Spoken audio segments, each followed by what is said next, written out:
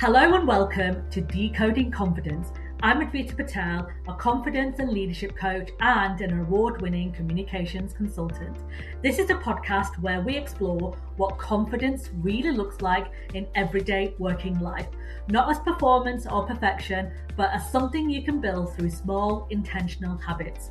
Each episode will focus on one idea, one habit, or one question that helps you understand yourself better and how to show up with more clarity, courage, and self-trust. Before we get into it, a quick reminder, you don't need to have everything figured out to be confident.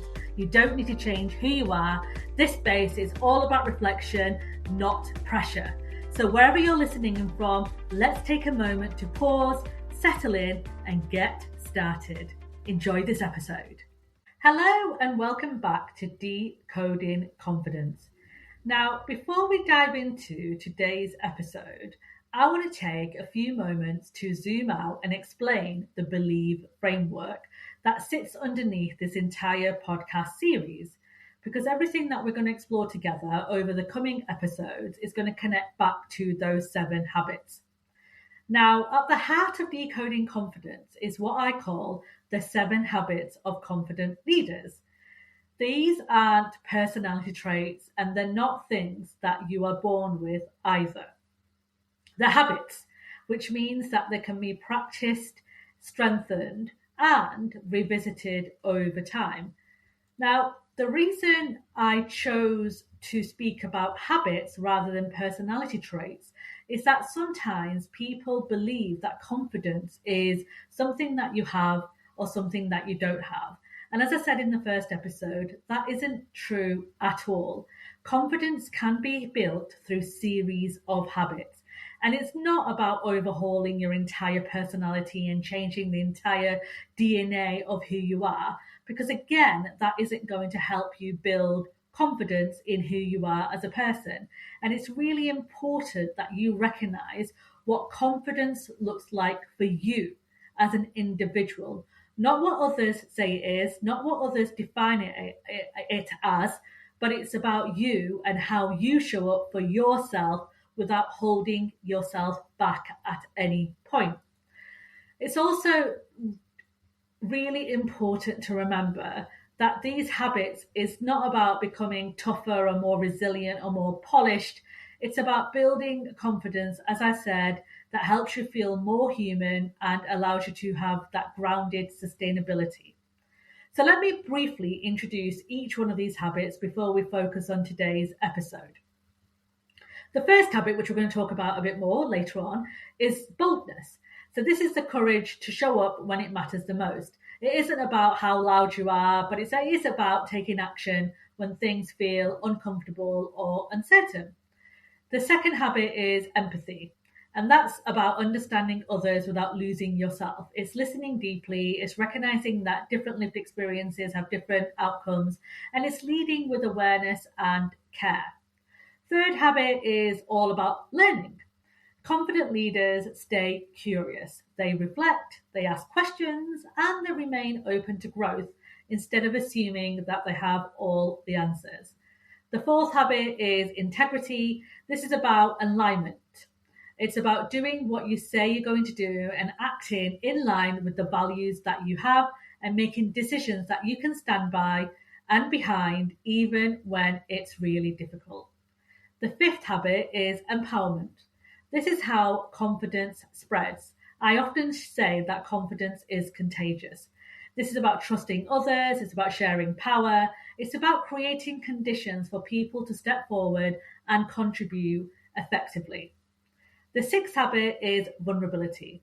Now, this is the willingness to be honest and human, to admit uncertainty, to ask for help, and let go of that idea that leadership means having absolutely everything figured out. And finally, energy. Confidence isn't just a mindset thing. It's shaped with how you manage your energy, your boundaries, and well-being over time. Together, these habits form the Believe framework, which you can return to over and over again. And it's important that you don't master all of them all together, right? It's about finding some that come to you naturally and others will take a bit of a conscious effort. And that is completely normal. I also want to make a note and say that belief habits are not in any specific order. It's a mnemonic. And human brains remember mnemonics much more than random words. And it just happens to spell out the word believe because I often talk about when you believe in yourself, then others will believe in you as well. And it's easier to remember the 7 habits when you have a word that you can reference over and over again. You don't have to work through them in order or in any order. You may want to work through them in terms of the ones that you want to focus on first. Now, I have got a quiz that you can do to find out which habit you may want to focus on first, and you can check that out in the show note links if you feel you want to understand which ones you want to start with first. And it takes about 90 seconds. It doesn't take any longer than that, and it'll tell you the results at the end. So check that out. So across this series, we're going to explore each of these habits in depth. Some of them may be 1 or 2 episodes, some may take a bit more. There'll obviously be questions from you coming as well, so we'll be addressing them throughout the podcast series. But today's episode is all about boldness. And I want to focus on this specifically because when I did my survey, and more than 500 people completed this survey when I was writing my book, boldness was the number 1 habit that a lot of folks said they believe has the greatest impact if you can practice it well, but also it's the most difficult habit to practice. And that was really interesting because boldness is one of the most, in my opinion, misunderstood phrases and terms in leadership. And when I talk about being bold to people, many of them immediately picture someone standing on stage in front of hundreds and thousands of people, being outspoken or dominant, and always having something to say. They associate the word bold with extrovert and somebody taking up a lot of space as well. But that's not the kind of boldness I'm going to talk about today. The kind of boldness I'm going to talk to you about today is the boldness that is a bit more quieter and more nuanced. It's not about being this kind of performative character or being brash. Like I said, it's about having the courage to speak up when something matters, to take action when it feels uncomfortable, and to stand by your values even when everyone else is not backing you up. It's that kind of quiet voice that says to you, I've got this, even when things can feel a bit uncertain. And out of all the habits, as I said, boldness is the most one that people struggle with.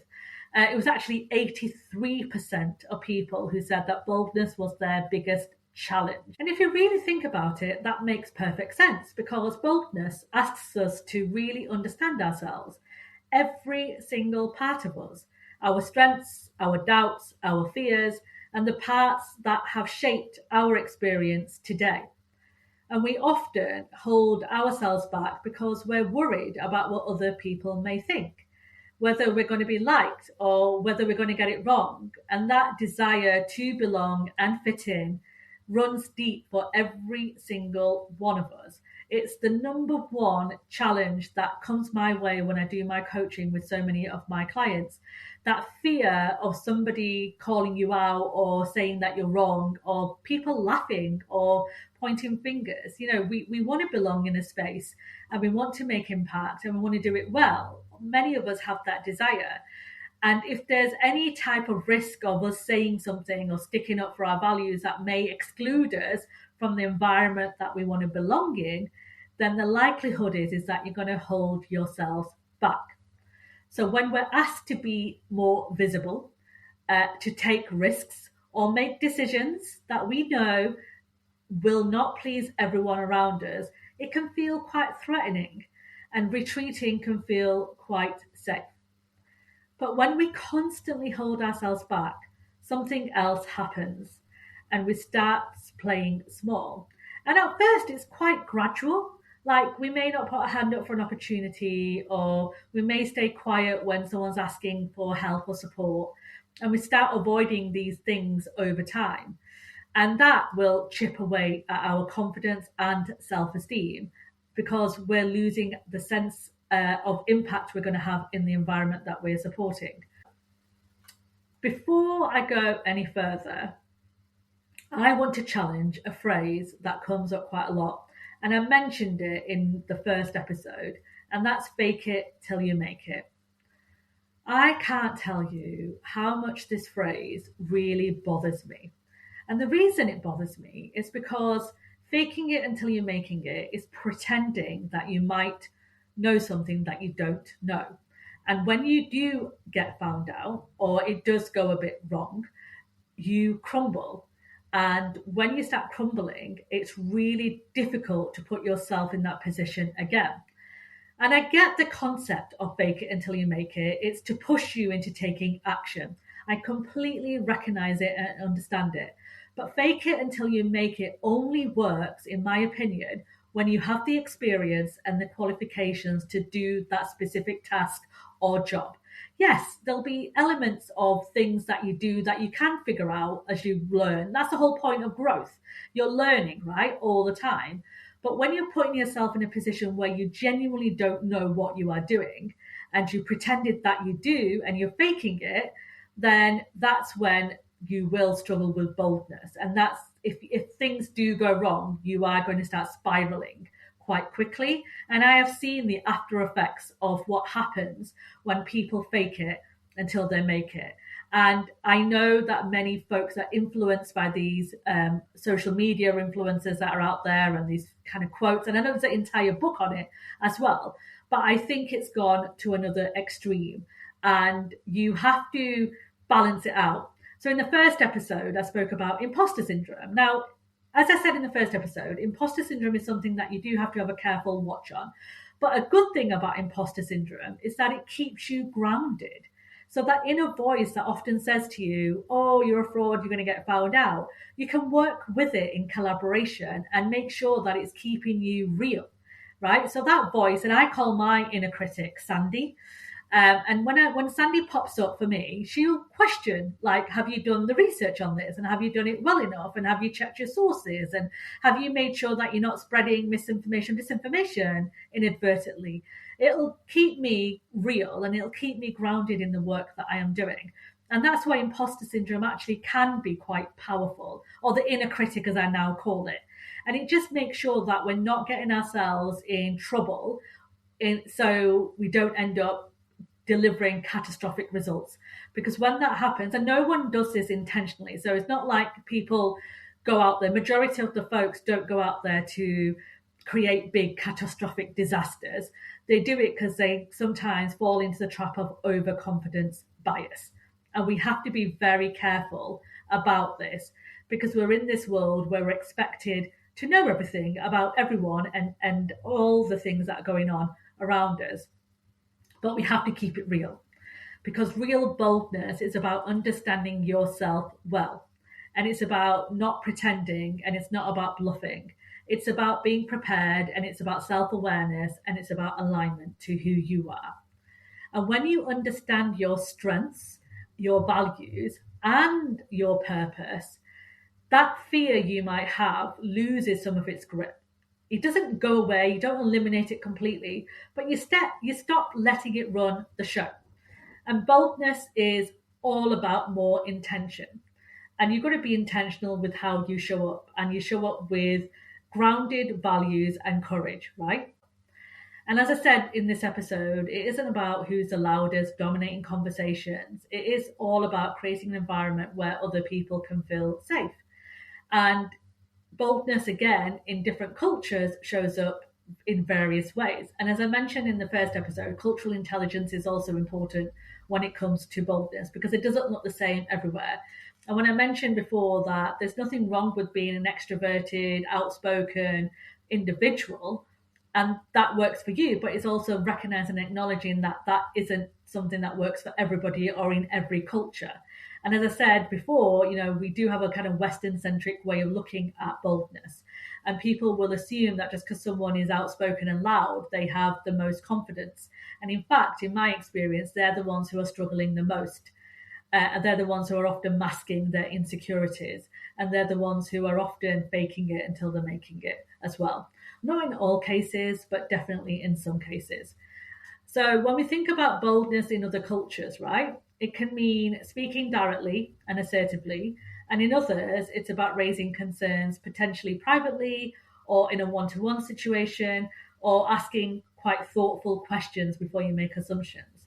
What's really important and what matters the most is that you're not copying someone else's style, or you're not mimicking someone else's environment or culture. You're understanding the context and the values of the environment that you are in. And across all these different organizations I've worked across, globally as well, bold leaders tend to pay attention to what's going on around them. And they speak up when something feels off and when things are uncomfortable, and they take informed risks, right? And the responsibility for the outcomes that they have seen. They act with a purpose rather than their own egos, and they most certainly create space where other people can be bold.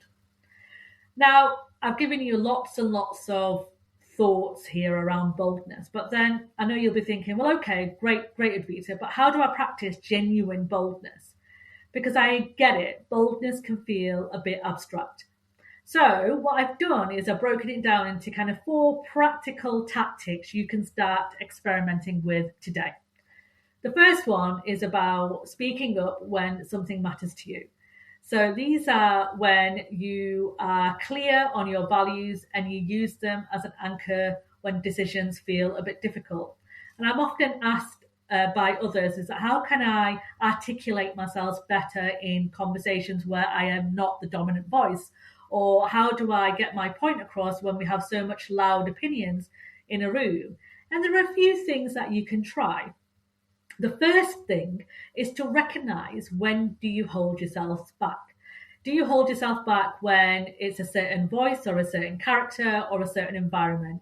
Is it a topic that you're not sure about? Or is it a person that makes you feel quite intimidated? What is it that stops you speaking up and articulating yourself well? Because once you understand that part of why you're holding yourself back, you can start addressing it. In some cases, the environment may not be suited to your type of personality. So you may need to make some adjustments to make sure that you can articulate yourself properly there. So you may choose where you sit in a room. You may decide to position yourself differently. You may decide to put yourself in the center of the table rather than at the end where you may not be seen. These small little tweaks will make a big difference. So observe where you're showing up, and when you can speak up loudly, and also pay attention to what stops you speaking up as well, and where are you staying quiet, even when it mattered to you the most and you wished you had said something. The second tactic, which aligns with the first tactic, is about being prepared. But this is strategic preparation. This isn't about over-preparing yourself, because over-preparing and trying to be this perfectionist can actually stop you progressing. So I want you to be quite mindful of that. Boldness isn't about winging it. Now, I am not a person that over-prepares.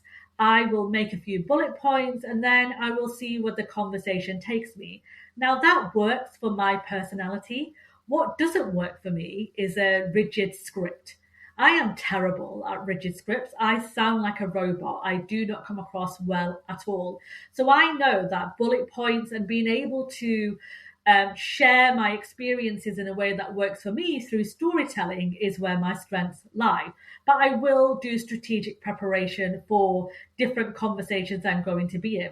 So if I know I'm about to enter a conversation where there's going to be some louder, more dominant voices, I will make sure that I note the 3 points I want to make, or the 2 points I want to make, or the 5 points I want to make. And I'll be quite clear on the outcomes I want to achieve from that conversation. Because when you don't know the outcome you want to achieve, you can end up kind of going off tangent or waffling or saying something that you didn't want to say.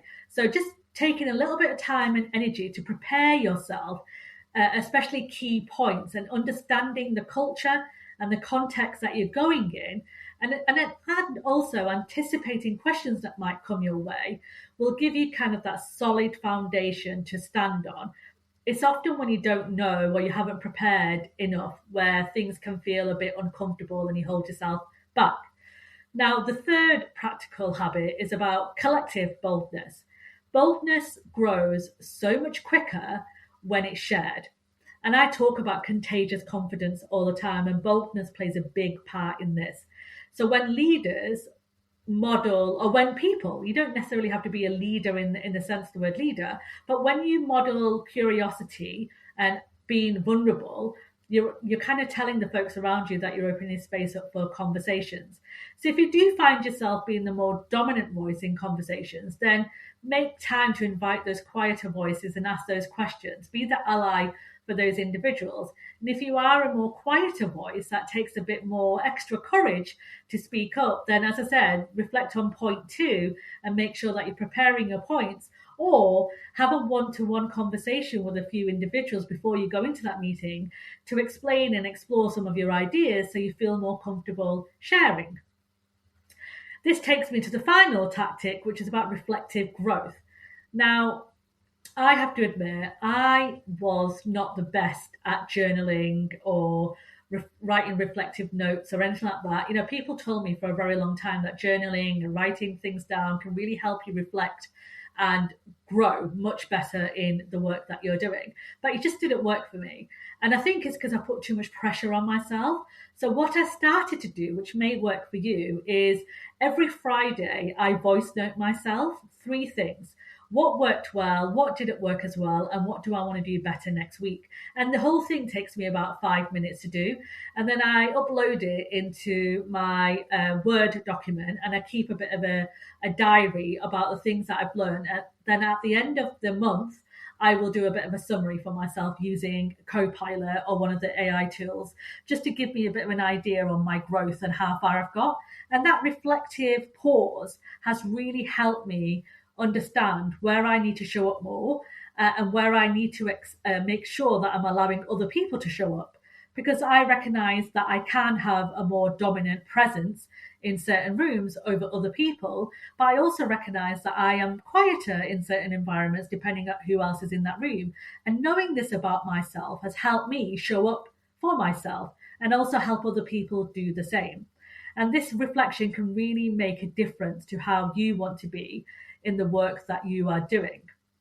So make sure that you are having that grounded courage, you are having strategic preparation, you are looking at what collective boldness looks like for you, and you're making a note of the reflective growth as well. Because when boldness goes wrong, it can send you into a confidence spiral. Now, before I close off this episode, I also want to take a few minutes to talk about what boldness isn't. Boldness isn't about bulldozing your way through conversations. It's not about dominating discussions with just your ideas. And it's not about speaking without substance. And it definitely isn't about being loud or being the center of attention. We've all been there. And I guess that you've seen leaders who sound confident, but when you really listen to what they are saying, it doesn't make sense. And research is now showing that people are associating confidence with how they are made to feel through compassion, through inclusion, and through belonging. So if you ever find yourself recognizing or understanding whether you've tipped yourself into performative boldness, here are some questions for you to think about.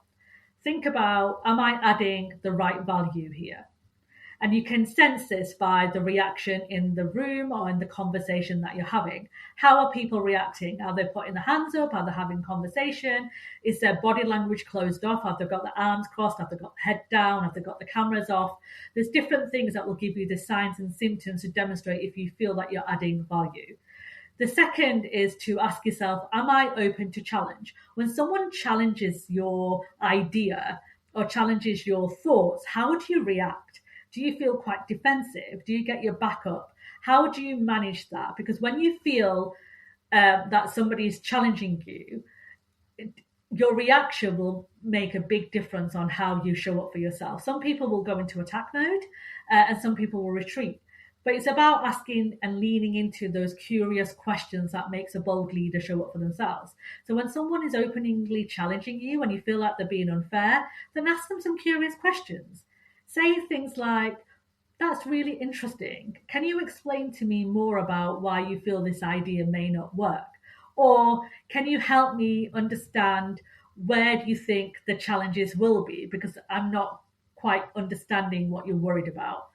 Asking people questions rather than assuming what they are thinking will make a big difference. And then the final thing when you are being bold is whatever decision you're making or whatever you are sharing, are you willing to be accountable for whatever happens due to that decision or conversation that you've had? Because accountability can help you be really bold as well. So those are the questions that will help keep boldness grounded. There's many more, of course, but I want to share the top 3 with you because boldness can change culture. If there's one thing I want you to take away from this episode, it's making sure that you recognize that boldness is a habit and it isn't a personalized trait. I know if you are feeling that you're more introverted or more quieter, this habit may feel very uncomfortable for you. But as I said throughout this episode, it isn't about how loud you are. I can guarantee that you're not going to wake up one day suddenly and go, oh my goodness, I've got this sorted. I'm really bold now.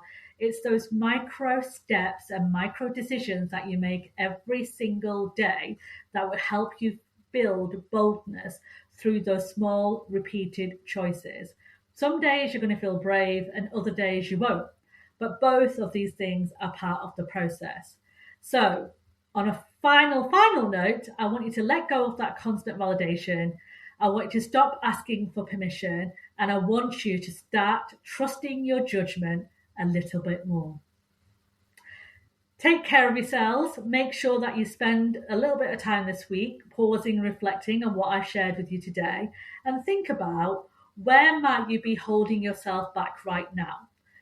Not because you can't do it, but because you're worried about what others may think of you. And even noticing that small but very powerful step will make a big difference. I hope that was a helpful episode for you. If you have any questions about what I've spoken about today, then please do comment below wherever you're listening, or send me a DM on LinkedIn, or email me at advita@decodingconfidence.com, and you can find all the things that I've spoken about in the show notes today. Remember, until next time, keep decoding your confidence so you keep shining and showing up for yourself every single day.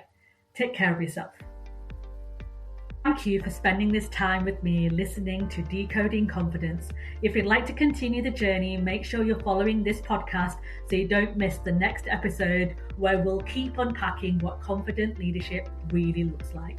And if you'd like a little extra support along the way, you can download my free 30-day confidence challenge designed to help you boost your professional confidence by around 30% through simple, practical daily prompts. You can find it at decodingconfidence.com or via the link in the show notes.